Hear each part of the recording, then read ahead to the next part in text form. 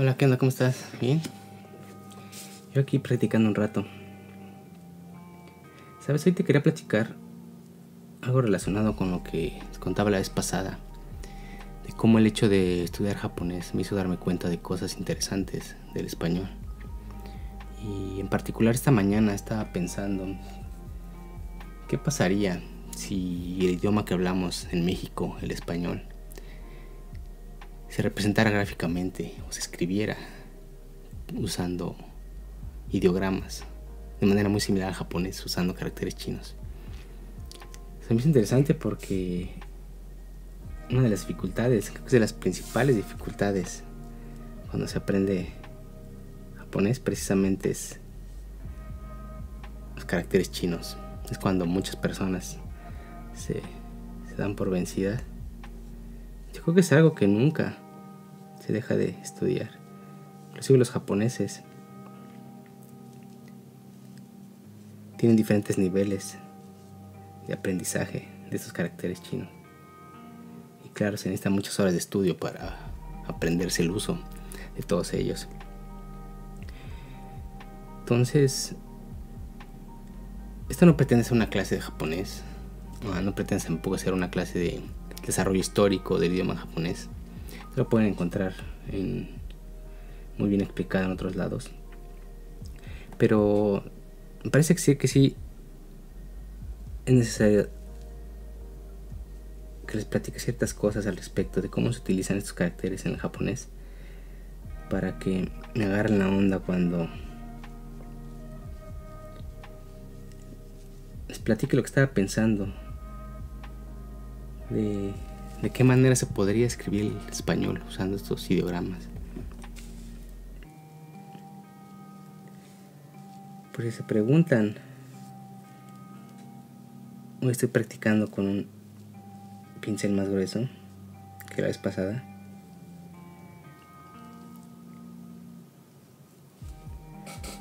Este es un estilo de semicursiva. Si se fijan, los trazos no son tan rectos, son un poco más conectados un trazo con otro. Pero bueno, una de las principales dificultades de cuando está aprendiendo el uso de estos caracteres es precisamente algo que les platicaba la vez pasada, que un mismo sonido, un mismo fonema se puede representar gráficamente de diferentes maneras. Entonces, por ejemplo, si yo quiero representar gráficamente el sonido A, el fonema A, la vocal A, en el caso del español, pues lo podemos hacer ya sea con la A mayúscula o la A minúscula, ¿no? Pero en el caso del japonés, ¿se acuerdan que para empezar tenemos los dos sistemas silabarios, los dos sistemas silábicos, que es por un lado el hiragana, por otro lado el katakana? Estos dos representan el sonido A. Pero el problema viene cuando llegamos a los caracteres chinos. En el caso de los caracteres chinos, hay una cantidad enorme de caracteres que representan el mismo sonido. En este caso, por ejemplo, el sonido A se puede representar de diferentes maneras, ¿no? Entonces tenemos, por ejemplo, este de ahí, tenemos este otro, tenemos subir, por ejemplo. Entonces, todas estas maneras de representar gráficamente un mismo sonido es lo que hace que sea un poco confuso y un poco difícil memorizar si no se hace, digamos, un uso cotidiano, constante de estos sistemas de escritura. El otro problema viene en que no nada más existe una convergencia de... Ay, creo que está temblando.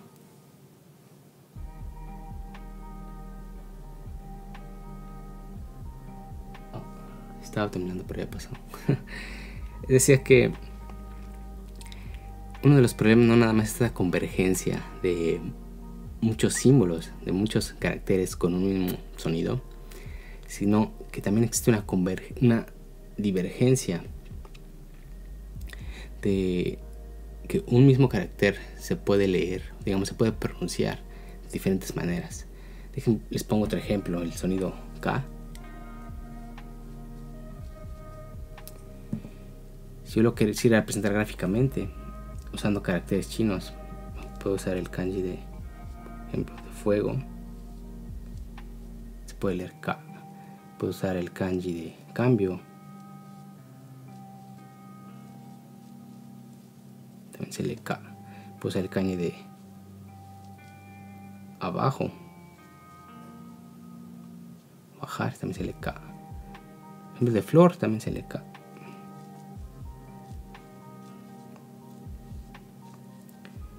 Entonces, aquí nada más para poner otro ejemplo de esta convergencia que existe.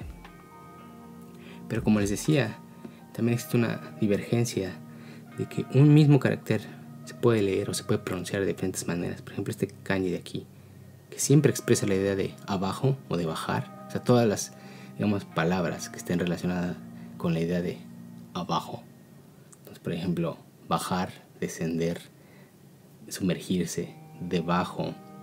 O sea, no nada más físicamente, sino también, por ejemplo, un bajo nivel económico, bajo estrato social. O sea, cualquier cosa relacionada no solo físicamente, sino también, digamos, metafóricamente con la idea de abajo, se puede expresar con este kanji de aquí. Entonces, dependiendo de la palabra que queramos utilizar, es la diferente manera que se va a leer o se va a pronunciar este kanji. Entonces, por ejemplo, este de aquí se puede pronunciar como shita, si queremos decir abajo. O se puede pronunciar, por ejemplo, en un nombre propio como shimo. Se puede leer como ka, como kudari. Es el kanji que se utiliza en kudasai, a lo mejor lo he escuchado, que es cuando quieres pedir algo. Kudari, oriru, orosu, sagaru, sageru, moto. Entonces, todas estas maneras que estoy diciendo, todas esas maneras se expresan con un solo kanji. Entonces, la dificultad existe en que tienes que aprenderte, por un lado, que un mismo sonido se puede representar, todas las maneras que se puede representar un sonido, y también como un mismo símbolo tiene diferentes maneras de pronunciarse. Claro que esto tiene una explicación que, una vez que se entiende, tiene mucho sentido. Cuando lo ves así parece ser que es una complicación innecesaria, pero debido al desarrollo histórico del japonés, se entiende muy fácilmente por qué aún se conserva este sistema de escritura. Como lo he estado diciendo hasta ahorita, a pesar de que estamos hablando de idioma japonés, siempre me refiero a esto como caracteres chinos, porque precisamente este sistema de escritura fue introducido por China a Japón. El detalle aquí, después de esta breve explicación, por ejemplo, fíjense este kanji que estoy dando también, que es el kanji de canción, de cantar, de poema. También se lee ka. Pero bueno, con esta breve introducción lo que les quería platicar es qué pasaría si el español lo representásemos, lo escribiésemos también usando ideogramas. Entonces me vino que una manera en la que podemos ver esos caracteres es como si fueran etimologías. Les decía, no quisiera meterme en detalles sobre el desarrollo histórico del japonés, pero digamos que Japón, antes de la introducción de esos caracteres chinos, tenían su propia manera de hablar. Entonces, si querían decir, por ejemplo, lo que estaba diciendo hace rato, si querían decir fuego,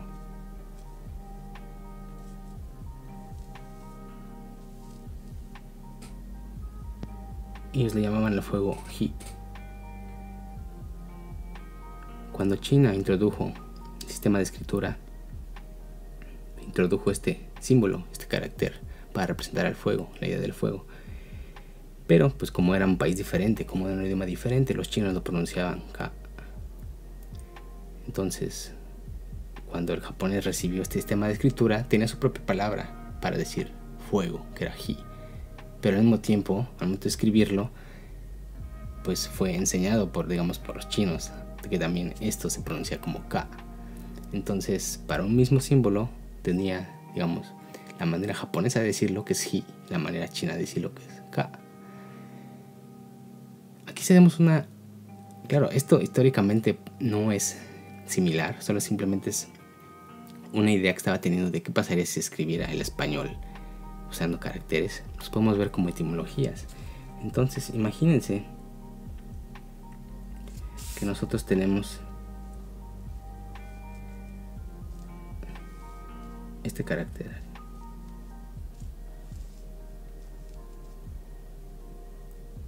Cada que veamos este carácter,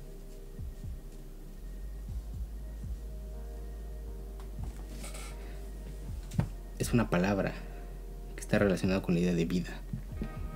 Entonces, si lo pensamos un poco, nosotros cuando hablamos de la vida, pues tenemos la palabra vida para empezar. Pero también, por ejemplo, tenemos palabras derivadas de la raíz latina, que es vita. Entonces, vita, la palabra vida en español que usamos normalmente, viene de la etimología latina vita. Entonces hay palabras que utilizan esa raíz latina, por ejemplo, vitalidad, vitalicio, ¿no? Y que a pesar que se dice de manera diferente, se está refiriendo a la misma idea de vida. Entonces, por un lado tenemos el español, tenemos palabras que utilizan la raíz latina, pero al mismo tiempo en el español que hablamos utilizamos otra raíz, que en este caso es la raíz griega, por ejemplo la palabra biología. Entonces, tanto vida como vita como bio viene a significar lo mismo, viene a decir vida. Entonces, si nosotros escribíamos el español usando ideogramas, en este caso, cada que usáramos una palabra relacionada, ya sea con la vida, o como les decía, con vitalidad, con vitalicio, con biología, tendríamos que usar este carácter, a pesar de que lo digamos de manera diferente. Si lo pensamos de esa manera, a lo mejor ya no suena tan raro cómo es que un carácter en japonés se pronuncia o se lee de manera diferente. De hecho, nosotros, o sea, la única diferencia es que nosotros no usamos caracteres para representar gráficamente las ideas. Pero lo que sí tenemos, que es prácticamente idéntico al japonés, es... Y no estoy hablando aquí de sinónimos, sino estoy hablando aquí de maneras diferentes de representar gráficamente o de escribir una misma idea. En el caso de vida. Y esto lo podemos aplicar con cualquier palabra que tenga una raíz latina, que tenga una raíz griega, o inclusive ya actualmente con todos los anglicismos, galicismos que tenemos. O sea, esto se podría ampliar muchísimo más. Entonces, si hacemos, digamos, la lógica inversa, imagínense que un japonés estuviera aprendiendo español y que nos preguntara, oye, ¿cómo se dice esto en español? Decimos, bueno, es que lo puede decir como vida, lo puede decir como bio, lo puede decir como vita. Es algo curioso, ¿por qué no decimos, en vez de decir biología, por qué no decimos vidalogía? Puede parecer absurdo tantas veces que hemos escuchado la palabra biología, pero de hecho no suena tan descabellado. ¿Por qué no decimos vidalogía? Todo eso tiene una razón de ser, claro está. Pero mi punto es que precisamente como nosotros en español usamos diferentes palabras para expresar una misma idea, de igual forma en el japonés se utilizan diferentes caracteres, y los caracteres tienen también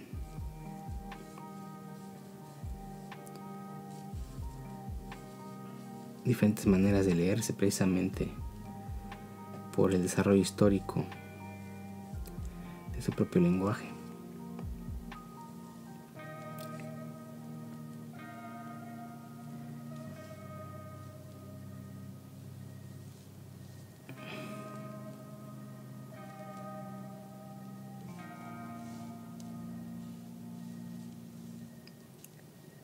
Lo interesante es que cuando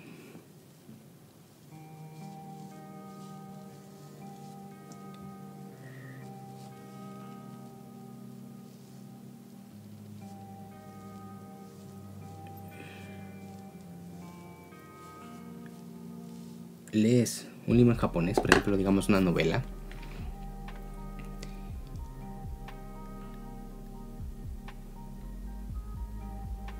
puedes, digamos, leerlo, ya no digamos en voz baja, sino internamente. Puedes ir pronunciando las palabras, cómo se lee, cómo se pronuncia cada carácter, dependiendo de la situación. Pero, digamos, uno de las ventajas de saber lo que significa un carácter es que puedes saber qué significa, a pesar de que no sepas cómo se pronuncia o cómo se lee. Y si solo lo estás haciendo para ti mismo, si solo lo estás, digamos, leyendo internamente, pues no es necesario que expreses, digamos, de manera sonora lo que estás leyendo. Entonces, simplemente con que entiendas a qué se refiere ese carácter, te puedes dar una idea de lo que quiere decir una palabra.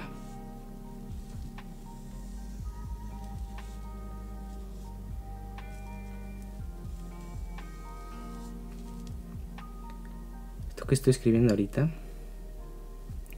es lo que se conoce como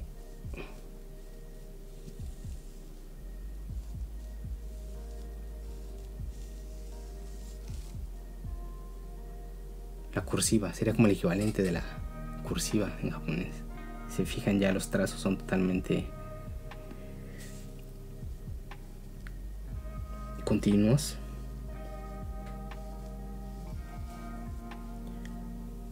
Ya hay muy pocos trazos rectos.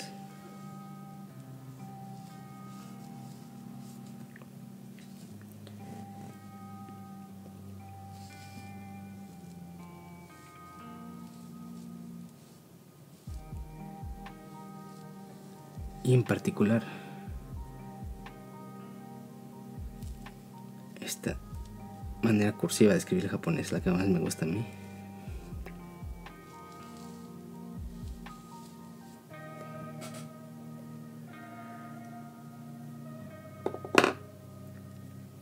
Pero bueno, ¿ustedes qué creen? ¿Cómo sería el español si lo escribiésemos usando caracteres? ¿Creen que sería más fácil leerlo? ¿Sería más difícil? ¿Sería una complicación innecesaria? ¿Es una complicación innecesaria, por ejemplo, usar mayúsculas y minúsculas? ¿Es una complicación innecesaria en el español usar ciertas redundancias, como por ejemplo tener dos Bs para representar el mismo sonido, tener la G y la J para representar el mismo sonido, la C, la S y la Z, la doble L, la Y?